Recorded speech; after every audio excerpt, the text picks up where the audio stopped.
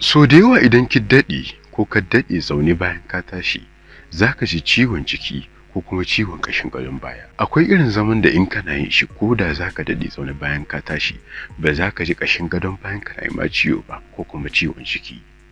Kamar yadda idan wani abu ya faɗo ko za a ɗauki wasu kayayyaki masu nauyi, akwai yadda ya kamata a duka a ɗauke su domin kiyaye lafiyar ƙashin gadon baya. Biyo ni don ganin ya kamata.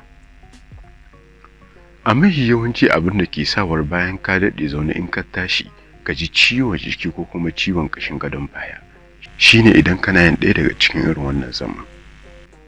Ga yanda ya kamata shine ka manna gadon banka da kujerar da kake zaune domin kiyaye daidaituwa da kuma lafiyar ƙashin gadon bayanka, wanda ko da za ka daɗe a irin wannan zaman bayan ka tashi ba za ka ji ciwon jiki ba ko kuma ciwon ƙashin gadon baya.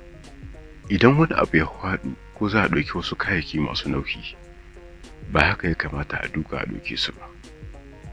Ga yanda ya kamata shine a duka ga baki ɗaya, daga bisani a ɗauki kayayyakin sai a miƙe domin kiyaye lafiyar ƙashin gadon baya. Da fatan ka amfana, kima ke karu da wannan bidiyon.